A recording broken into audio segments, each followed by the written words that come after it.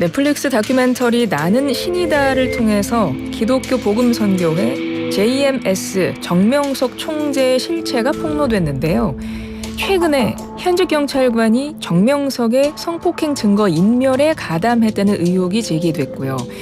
JMS 내에 일명 사사부 리스트라는 것이 존재했다고 알려져서 충격을 주고 있습니다.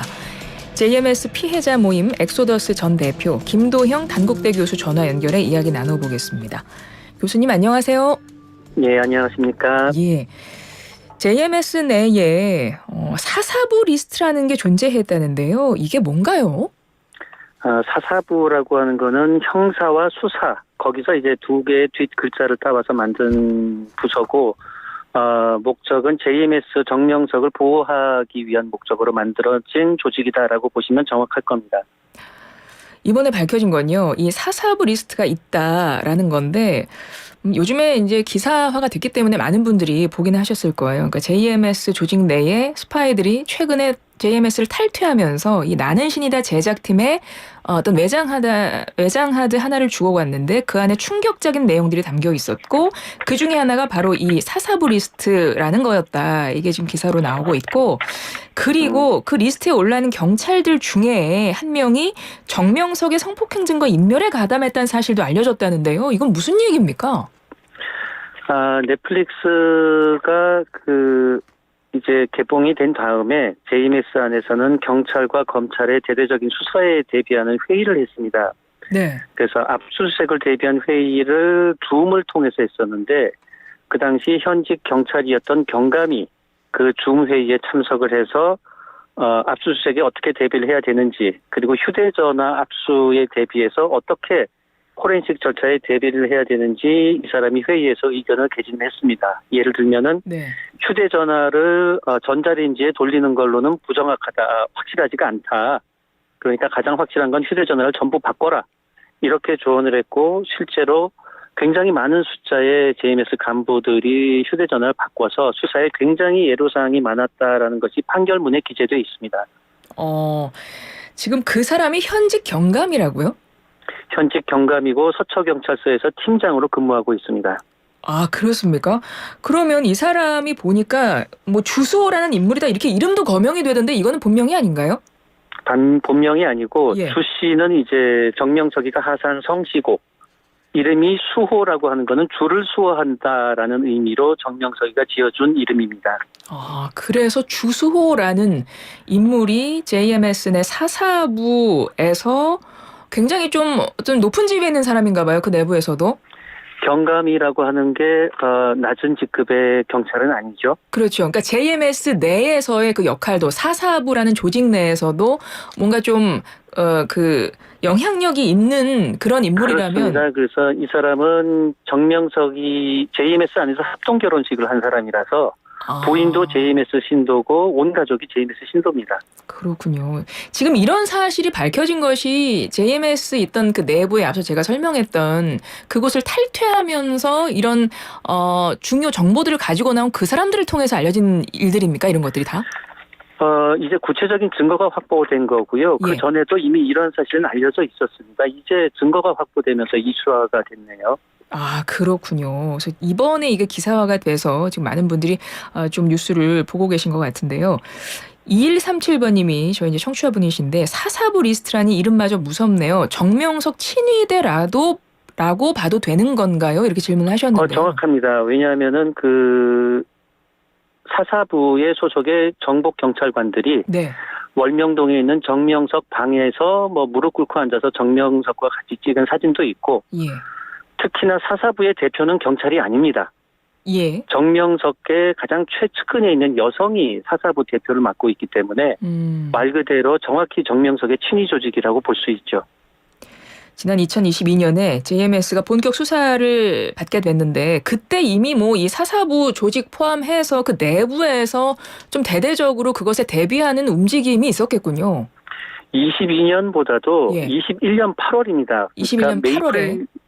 메이플 양이 고소하기 7개월 전에 미국 여성이 또 정명석을 고소를 했습니다. 성범죄 혐의로 고소를 했는데 제대로 된 고소인 조사도 받기 전에 고소 사실과 고소인의 정보가 전부 JMS 측에 흘러 들어갔습니다. 예. 그래서 이 미국 여성이 두려움 때문에 결국엔 고소를 취소를 했습니다. 그래서 어떻게 누가 이 고소인의 개인정보를 흘렸는지 이것도 지금 사사부의 특정 인물로 지금 의심을 받고 있는데 네. 경찰이 전혀 취재 협조를 하지 않아서 지금 정확히 밝혀지지는 않았습니다. 그렇지만 그 미국 여성을 제가 직접 만났는데 그분은 저에게 이런 말을 했어요. 한국 경찰은 부패했다. 이것도 분명히 사사부의 역할이었다고 저는 생각을 합니다. 예. 일단 지금 경찰이라든가 실제 일선 경찰이라든가 그 안에 이제 몇몇이 포함되어 있다고 한다면 이제 그 몇몇이 조금의 좀 간부급에 있다면 좀 영향력을 행사할 수 있기 때문에 피해자 입장에서는 그렇게 받아들일 수 있을 것 같은데요. 일단 JMS 내에서 그 사사부라는 조직이 어떻게 만들어지는지 좀 여쭤보고 싶은데요. 사사부원을 모집하는 홍보 영상도 공개가 되고 그런다는데 이런 거는 어디에 어떤 내용이 올라온다는 건가요? JMS 내부에서 만든 영상이고 JMS 신도들에게 사사부를 홍보하는 영상입니다. 그래서 수사와 형사, 경찰에 지원할 사람들은 이곳에 사사부에 지원을 해라. 그러면 멘토와 멘티의 관계를 설정을 해서 합격 도우미 역할을 해준다.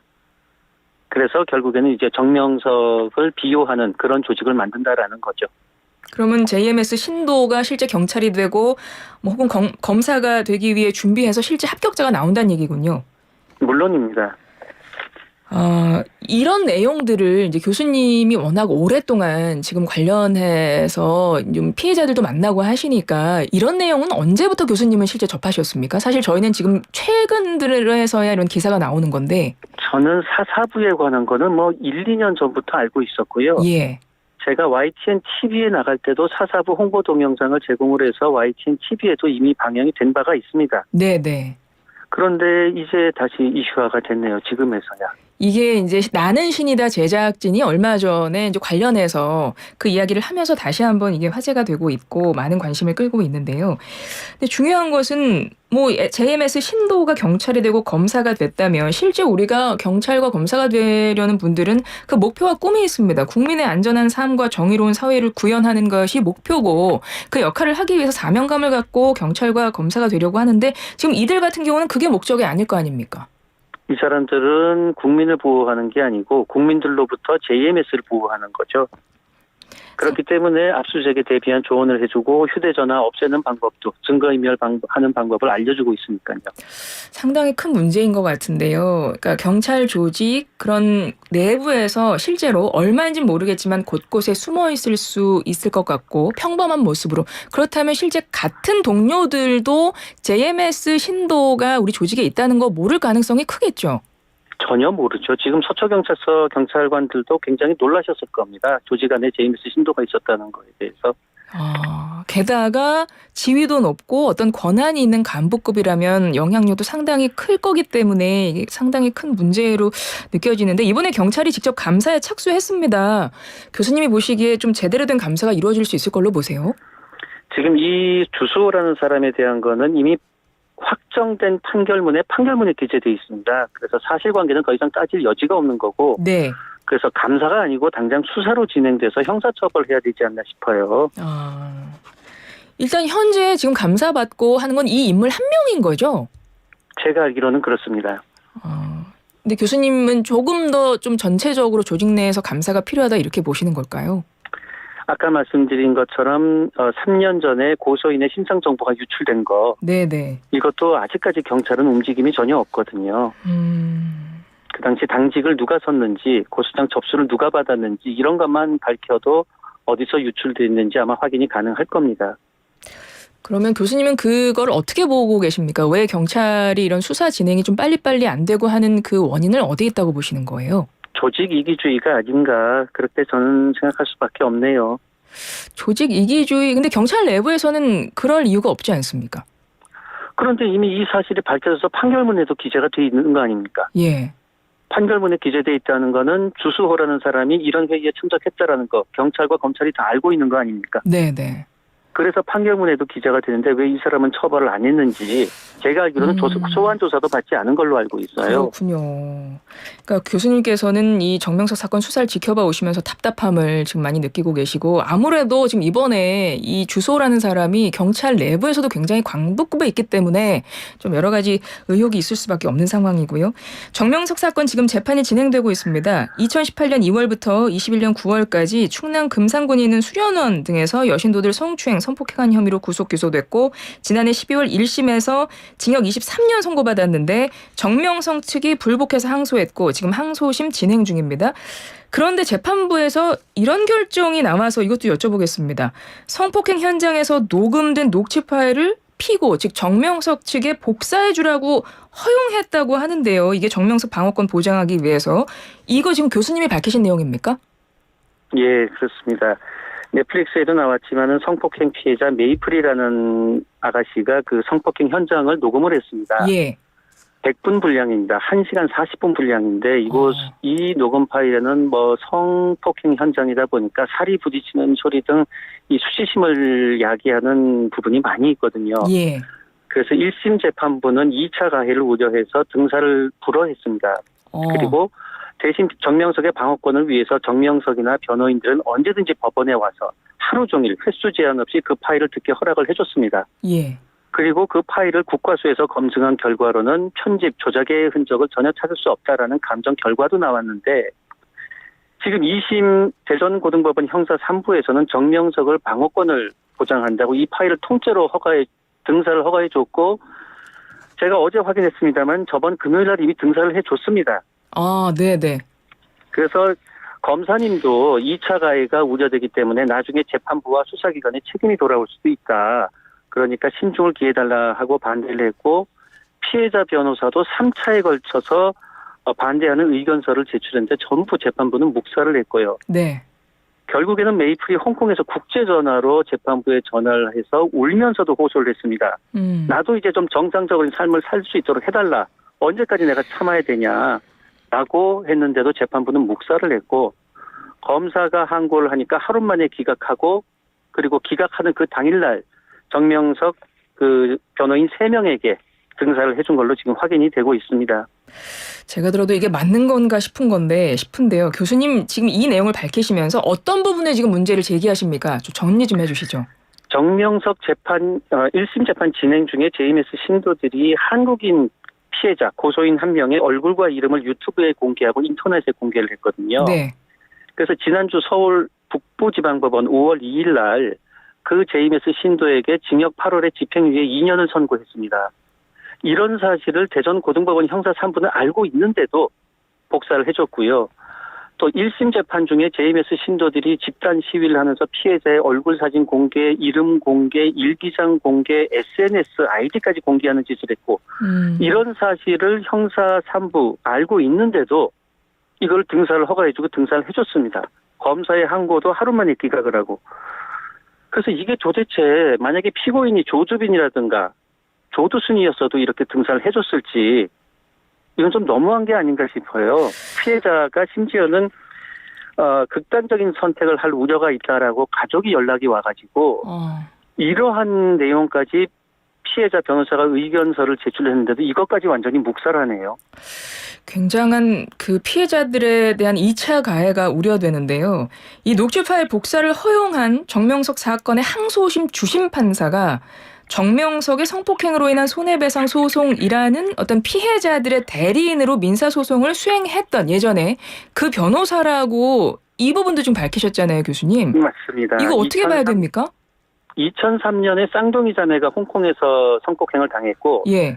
2006년에 정명석을 상대로 손해배상 소송을 제기를 했을 때 그 소송을 피해자 측에서 맡은 이의석이라는 변호사님이 계신데 그 후에 이분이 판사로 임용이 되셨어요. 예.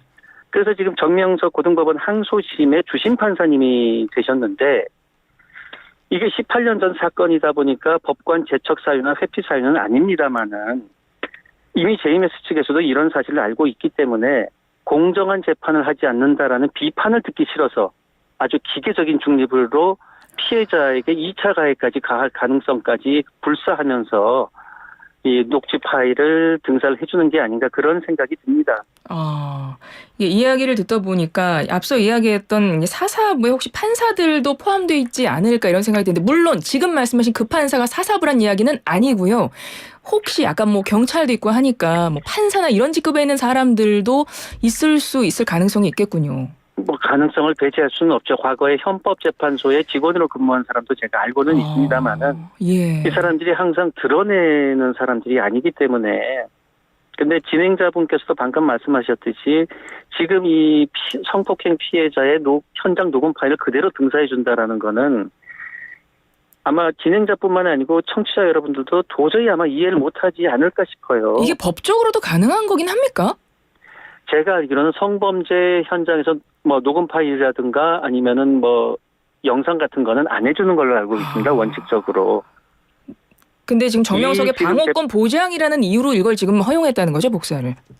그렇습니다. 그 극심한 반대에도 불구하고 재판부는 그렇게 결정을 했는데 이제 재판 중에는 아마 이게 유포되지 않겠죠. 판사들 눈치를 봐야 되니까. 네네. 근데 재판이 끝나면 아마 분초 단위로 편집이 돼서 대량으로 유포가 될 가능성이 농후한데 아마 이런 일 벌어지면 모든 책임은 재판부하고 그 정명석의 변호인들이 져야 되지 않을까 그렇게 생각을 합니다. 알겠습니다. 물론 그 누가 됐든 방어권은 보호하는 것이 맞습니다. 다만 지금 이번 사건은 정명석 사건에서 피해자가 있고 이번 사건에서 피해자 2차 가해가 굉장히 우려되는 사건. 1심에서는 불허했던 그것을 이번에 항소심에서 재판부에서 이제 허용했기 때문에 그 부분을 짚어봤던 건데요.